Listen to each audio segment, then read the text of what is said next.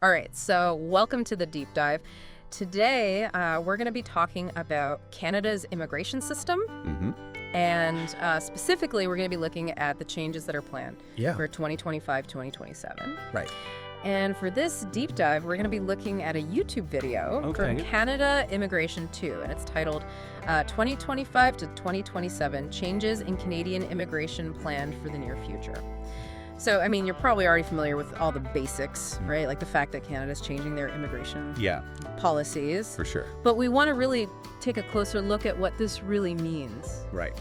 For Canada's future. Yeah, I think it's a fascinating time to be looking at this, because Canada is really trying to balance its economic needs with its, long history of welcoming people. Yeah, and that's what I found so interesting too, right? Like you look at this planned decrease of 105,000 permanent resident admissions from what was projected for 2025. And I mean, that's not just a small change, right? That's a really big it is.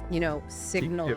Yeah, like they're changing direction here. Yeah, and to put that in perspective, Canada welcomed 437,000 new permanent residents just in 2023. Wow. So this is a significant decrease on top of this new, emphasis on trying to integrate temporary residents who are already in Canada. So it's less about like opening the doors wide and more about like managing who comes in. Right, exactly. And, trying to control that pace of growth, right? Yeah, that seems to be the idea. But doesn't that risk like shutting out new talent? That's a great question. New perspectives. I think the government's reasoning is that, if you're already in Canada, you're already familiar with Canada, you're more likely to succeed. Okay. But it does raise concerns that, we could be missing out on some great talent from around the world. Right. Like it's like having a garden, you need to tend to the plants that are already there. Yeah. But you also need to bring in new seeds. I like that analogy. For that, for the health of that ecosystem. Exactly. And speaking of new seeds, what about the economic side of things? I mean, Canada has always relied on immigration to fuel its growth, right? Absolutely. So what's happening there? Yeah, so this is where it gets interesting, right? So they're not shutting down economic immigration. Okay. What they're doing is they're focusing it. Okay. They want to increase the proportion of economic immigrants to 62% of total admissions by 2027. Okay. And that's a pretty specific target, right? Yeah. And they're really focusing on these sectors, like the trades and healthcare. Yeah. Because there are huge shortages. Yeah, definitely. In those areas. So it's not just about fewer people. Right. It's about carefully selecting newcomers who can actually fill those gaps. Exactly. Right. Yeah. So what does that mean for someone who, say, wants to come to Canada as like a software developer or as an entrepreneur, right? Are those doors closing? Well, not necessarily. I mean, while they're prioritizing certain sectors, there are still pathways to permanent residency for those with in-demand skills. Okay. So if you're a software developer and you have skills that Canada needs, there's still a chance. Okay. But it might be more competitive. Right. You really have to show why you're a good fit for what Canada needs. So the bar is definitely higher. I think so. Right. Yeah. It sounds like navigating this whole system is going to take a lot of research. For sure. And planning and, just being really careful. Yeah, absolutely. But what about the human side of all this? Like we're talking about, families who want to reunite and people who are seeking refuge, not just, economic units. That's a good point, yeah. I mean, family reunification is still going to account for about 25% of new admissions. Okay. And Canada is still committed to bilingualism. Right. They have a target of 10% for Francophone immigrants by 2027. But you're right, these numbers are lower than they have been in previous years. Right, so it's not like they're completely eliminating those pathways. Yeah. They're just narrowing them. Exactly. And then there's this big question of this goal of limiting temporary residents to 5% of the Canadian population. Yeah. That's a pretty big shift. It is. Especially with the planned reduction of almost 450,000 temporary residents in 2025 and 2026. Yeah, that's a significant reduction. So what's the rationale behind this? Like, help me understand why they're doing this. Well, it seems like it's a response to a lot of the concerns about housing affordability. Oh, okay. Especially in the major cities. Okay. And also competition for jobs. Okay. So the idea is that if you reduce the influx of temporary residents, Right. it might ease some of those pressures. Okay, so it's kind of like trying to manage that pace of growth Right. and making sure that the people who are already here Exactly. have access to those resources. Yeah. Make sure the Canadians have access to those resources. Right, and that brings us to kind of two groups that are really going to be impacted by this, which is international students and temporary foreign workers. Right. Let's start with the students. Okay. Because this plan actually introduces a cap Yeah. on how many international students they can enroll, It does. leading to a projected 10% reduction in 2025. Mm-hmm. Plus, they're tightening eligibility requirements for the post-graduation work permit program. Yes. So, I mean, that's got to be causing a lot of anxiety for people who are hoping to study here. Yeah, it's definitely a significant change. Right. And remember, international students have contributed a lot to Canada, Mm-hmm. Both to the economy Yeah. and to making Canada diverse. Exactly. So this new approach is definitely more cautious, Right.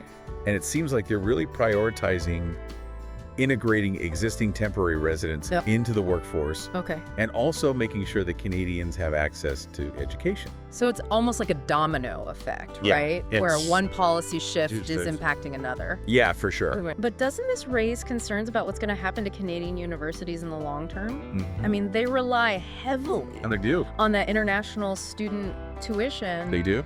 And, and what about the overall talent pool that Canada can draw from? Yeah. I mean, those are valid concerns, and I think it remains to be seen. Yeah.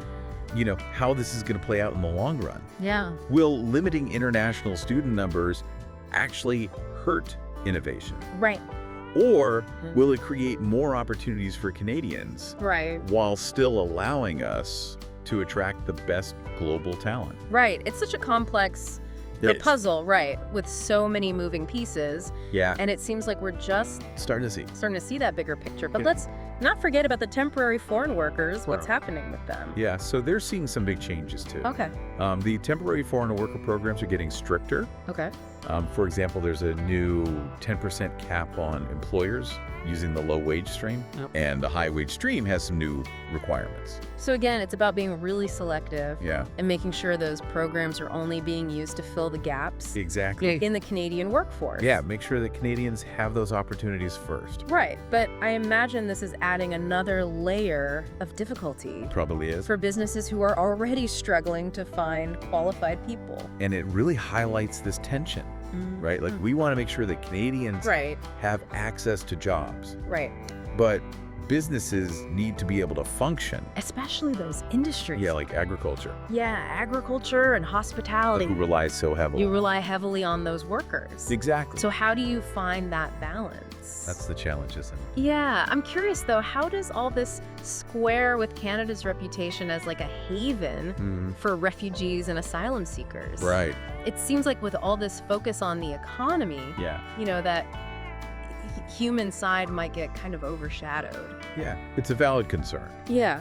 But what's interesting is they're not actually scaling back their commitment to humanitarian efforts. Oh, okay. In fact, they're trying to improve the system. Oh. So, for example, they're adjusting visa requirements for Mexican nationals Okay. because there are a lot of asylum claims Okay. coming from Mexico. So they're trying to make the system more efficient and more responsive to these challenges. Yeah, more efficient and fair. Right. So that's what they mean by strengthening the asylum system. Yeah, partly. And they're also working on processing claims faster Okay. so that people aren't waiting in limbo for years. Right.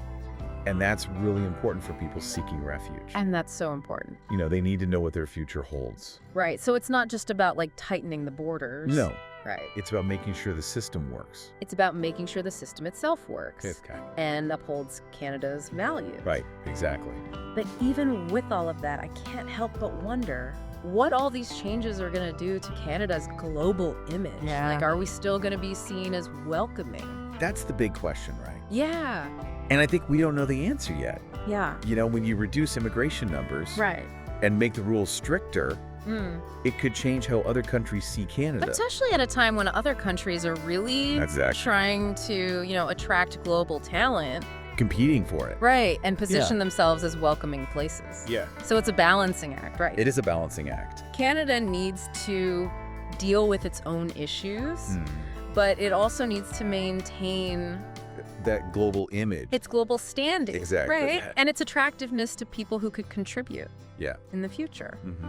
So, okay, let's take a step back for a second and connect all these dots. Yeah. What's the overall impact of these changes going to be? Like, what The big question. kind of Canada are we going to see in the next few years? Yeah, well, one thing that's really striking is that Canada could actually see its population decline in 2025. Wow. Which would be a big change. A population decline. Yeah. Wow, that's a big... Because remember, in 2023, Canada had the highest population growth since the 1950s. Since the 1950s. So to go from that to a decline is a pretty big deal. Is that just because of these reduced immigration targets? I mean, that's a big part of it. Okay. But it's also because of things like the aging population. Right. And declining birth rates. Right. So there's a bunch of things all happening at once. Exactly. I imagine this is going to have huge effects on all sorts of sectors, right? Yeah. What about things like housing and employment? Yeah. Will those pressures ease up if we have fewer people?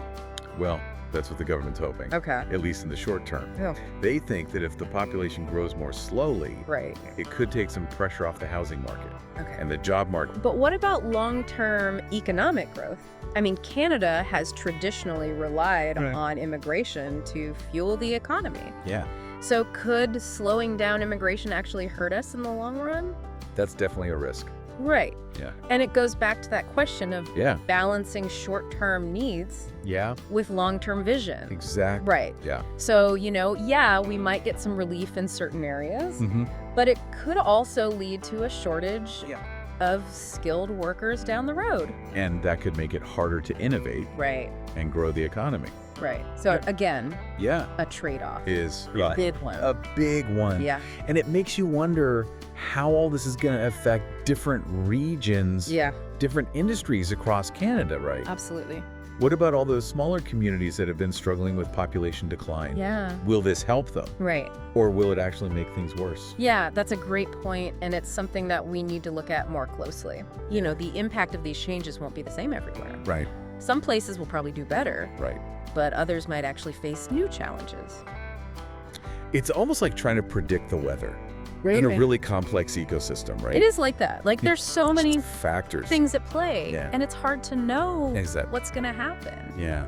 But let's shift gears a little bit and think about the people who are already here on temporary visas. Yeah. I imagine there's a lot of uncertainty. A lot of anxiety. Yeah. For sure. About what the future holds for them. Yeah, because even though there are these reductions in temporary immigration, the pathways to permanent residency are still there. Okay. So there's still hope. There's still hope. Yeah. But it might be harder. It might be more complicated. More complicated to get there. Yeah. Right. Exactly. So it's not like they've completely shut the door. Yeah. It's just more controlled now. Yeah. More controlled and more targeted.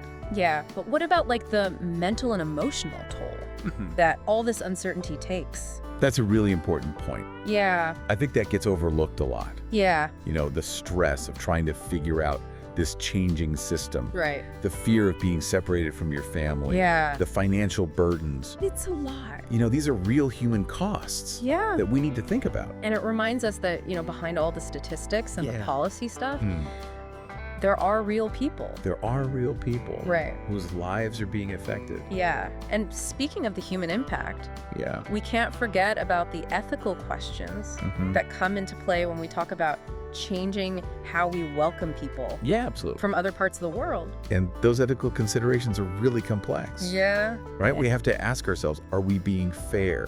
Right. Are we being compassionate? Right. Are we living up to our values? Yeah, exactly. Right. Are we making sure that everyone has a fair chance? And are we thinking about the long-term effects of our choices? Both for Canada. Not just for Canada. And for the individuals. But for the people whose lives. Families were affected by these policies. Right. Those are big questions. They are. Right. And they go beyond the economics and the politics. They do. Right? They touch on the soul of what it means to be a country built on immigration. Yeah. And I think it reminds us that these policy discussions are important. Yeah, they are. Right. But we also need to remember the human stories that are being shaped by these decisions. Because policy is about people. Exactly. Right. Yeah, Canada is starting a new chapter. in its immigration story. And this chapter is full of challenges and opportunities. Yeah. But as we wrap up this part of the deep dive, I'm left with one big question. How are all these changes going to affect Canada's global reputation and its future demographics? Will we still be seen as a welcoming country? Yeah. And how are all these policy choices going to change the face of Canada in the decades to come? Those are the questions that we have to keep asking. Yeah. Because we don't have all the answers yet. Right. And I think it's important to remember that this is a dynamic situation. Right. You know, it's constantly changing. Right.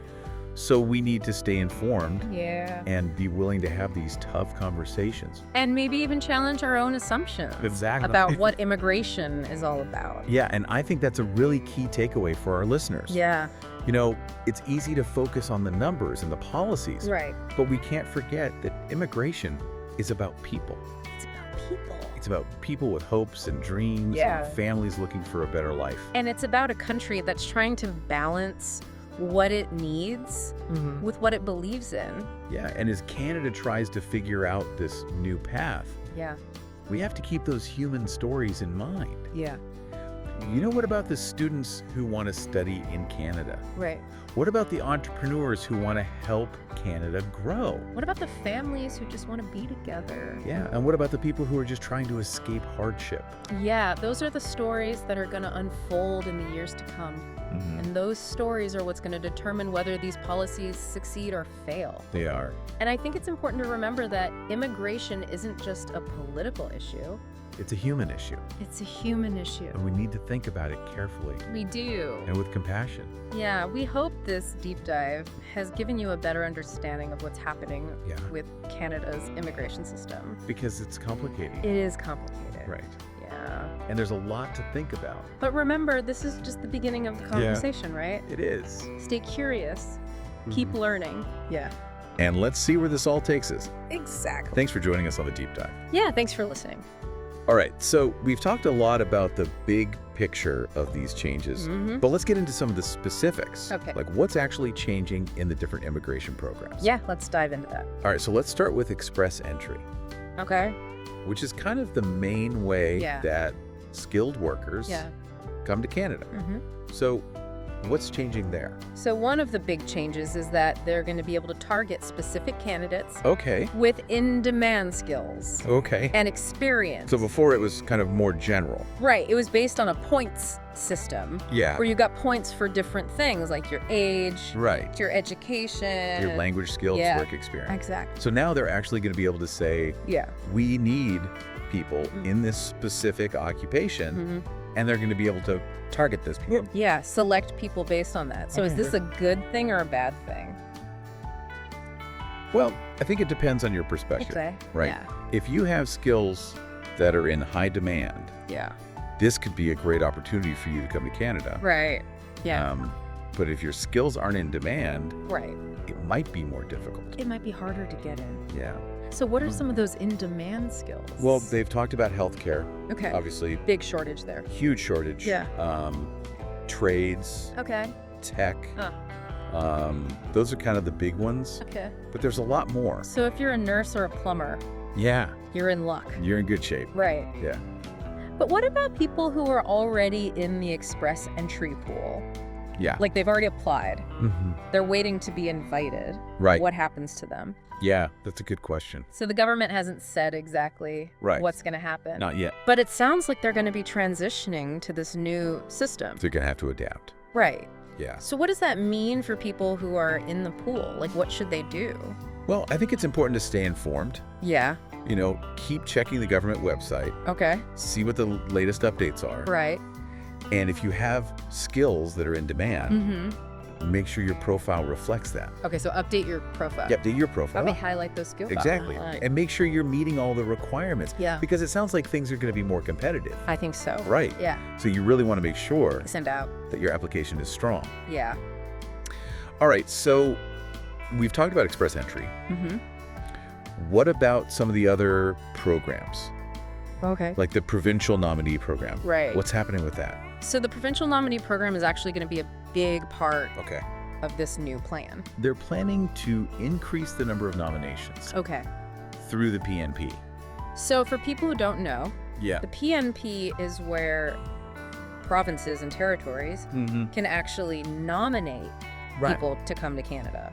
Exactly. Right. Yeah. And it's based on their specific needs. Exactly. Their economic needs. Right. And their labor market needs. So they might say, Yeah. we need more welders in Saskatchewan. Exactly. Or we need more nurses in Nova Scotia. Yep. And then they can target people with those skills. And nominate them Yeah. to come to Canada. So this program is going to be even more important. It's going to be huge. Right. Yeah. Under this new plan. Yeah. So if you're thinking about coming to Canada, it's definitely worth looking into the PNP. Absolutely. Right. Yeah. See if there's a province or territory that's looking for people with your skills. Exactly. And every province and territory has its own streams Right. and requirements. So you have to do your research. You have to do your research. But it could be a great option, Yeah. right? Could be. Especially if your skills aren't necessarily in demand at the federal level. Exactly. But they might be in demand Yeah. in a specific province or territory. Right. Okay, so we've talked about express entry, PNP. Yeah. What about family sponsorship? Yeah. What's happening with that? So family sponsorship is still going to be a part of the system. Okay. But as we mentioned earlier, Yeah. the numbers are going down a bit. Right. But it's still an important pathway Okay. for people who want to reunite Right. with their family members in Canada. So if you have a spouse Yeah. or a partner, Children, grandparents, siblings, sibling, yeah, you can still sponsor them you can still sponsor them. to come to Canada. Yeah.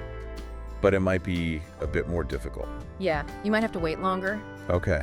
There might be more requirements. But it's still possible. So if you're thinking about sponsoring a family member, it's important to start the process Early. as soon as possible. As early as possible. Right. Yeah. Because it might take longer Yeah. than it used to. And get some professional help Right. if you need it. Because the rules are complicated. Yeah, they could be tricky. And you want to make sure you're doing everything right. Absolutely. Okay, so we've talked about some of the main economic immigration programs. What about humanitarian? Programs. Well, what's happening there? Right, like we've talked about the economic side of things, but what about refugees and asylum seekers? Right. So humanitarian immigration is a really important part of Canada's identity. And the government's actually committed to strengthening the asylum system. Okay, so what does that mean, like in practical terms? Well, for one thing, they're adjusting visa requirements for Mexican nationals to address the high volume of asylum claims coming from that region. So they're trying to streamline the process? Exactly. And they're also working to improve the claims processing system overall Okay. to ensure fairness and timeliness for everyone seeking asylum. Which is crucial, right? Like people fleeing dangerous situations. Absolutely. They need a system that's efficient and compassionate. Yeah, and they need to know what their future holds. Exactly. So it's not just about controlling the flow of people. It's also about making sure that the system itself is functioning well. And upholding Canada's humanitarian values. Exactly. Those values are really important to Canadians. Yeah, so it sounds like they're trying to strike a balance. Yeah, it's a delicate balance Right. between managing the system and maintaining those core values. Okay, so we've covered a lot of ground here. We have. But let's try to zoom out and look at the bigger picture again. Okay. What's the overall anticipated impact of these changes? Well, one of the most striking projections is that Canada could actually see a slight population decline in 2025. Wow, a population decline. Yeah, it will be the first time in recent history. That's a big shift. It is, especially considering the rapid population growth Canada's experienced lately. Right, like 2023 saw the highest population increase since the 1950s. Exactly, so this will be a pretty dramatic turnaround. So is this decline solely due to the reduced immigration targets? It's a major factor, for sure. Okay. But it's also influenced by demographic trends. Right. Like an aging population and declining birth rates. So it's kind of a perfect storm of factors. In a way, yeah. And I imagine this projected decline will have ripple effects across various sectors. It will, for sure. What about things like housing and employment? Well, the government believes that a slower population growth rate Okay. could alleviate some of the pressure on the housing market Okay. and the job market, at least in the short term. So that's the hope. Yeah, but it's not a guaranteed outcome. Right. And it also raises questions about the long-term economic impact. Exactly. I mean, Canada has traditionally relied on immigration to fuel its economic growth. It has. It's been a key driver. So could slowing down that engine actually backfire?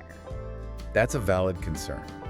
And it brings us back to that idea of balancing short-term needs with long-term vision. Right, it's a trade-off. It is, and a complex one. So reducing immigration might provide some temporary relief, but it could also lead to a shortage of skilled workers down the line. Exactly, and that could hinder innovation and economic expansion.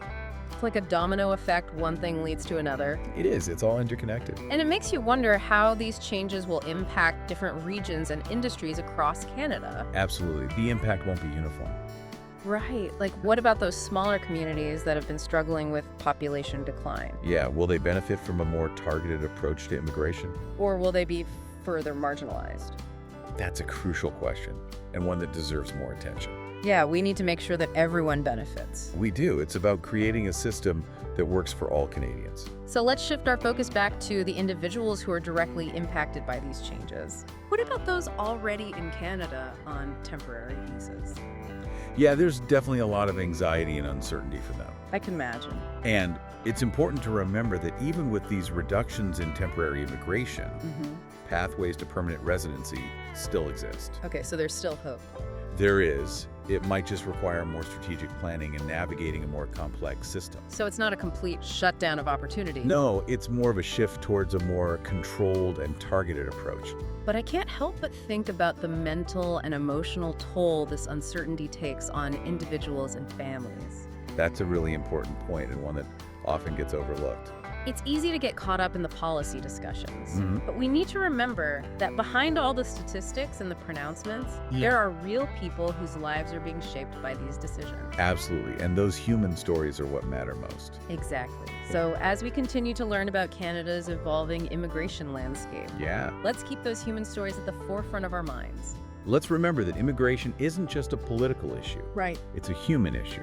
And it deserves our thoughtful attention and careful consideration. Absolutely. And I think that's a really important message to leave our listeners with. Yeah. So as Canada enters this new chapter in its immigration story, it's crucial to approach these changes with both pragmatism and compassion. With a sense of balance and a commitment to fairness. And with a recognition that the choices we make today will have a profound impact on the future of our nation. And the lives of countless individuals and families. Well said. And on that note, we'll wrap up this deep dive into Canada's immigration shakeup. It's been a fascinating discussion. We hope you found it informative and thought-provoking. And we encourage you to stay engaged and continue learning about this evolving landscape. Because the conversation is far from over. It's just beginning. Thanks for joining us on the deep dive. So will Canada still be seen as a welcoming place? That's the big question, right? I mean, how will all of this change how other countries see us? And how will all these policies affect what Canada looks like in the future? Yeah, I mean, we have all this data and these projections, but we can't know for sure what the impact will be. Right, it's all still unfolding. Yeah, it's going to keep changing. It's a moving target. Exactly. So we have to keep learning. And talking about it. And be open to changing our minds about things. I think that's a good reminder for all of us. Yeah, you know, it's easy to get lost in the numbers. Yeah. And the policies. It can feel very abstract. It can, but at the end of the day... It's about people. It's about people. Yeah. People with dreams and goals and families. And a country that's trying to do the right thing. Yeah, and as Canada goes down this new road... It's important to remember those human stories. Absolutely. We have to think about the students who want to come here. And the people who want to build businesses. And the families who just want to be together. And the people who are fleeing from danger. Those are the stories that matter. Yeah, and those stories will tell us if these changes were the right ones. Exactly, because immigration isn't just about politics. It's about people. It's about people. And we need to treat it that way. We have to think about it carefully. And with compassion. Well said. Yeah, I think it's important for people to hear that. So as Canada embarks on this new journey, we have to approach it with a balance of realism and compassion. And a commitment to fairness. And we have to remember that the decisions we make today will have a lasting impact. On the future of Canada. And on the lives of so many people. Exactly. Well, that brings us to the end of our deep dive. It's been a really interesting conversation. We hope you found it informative and thought-provoking. And we hope you'll continue to explore this topic.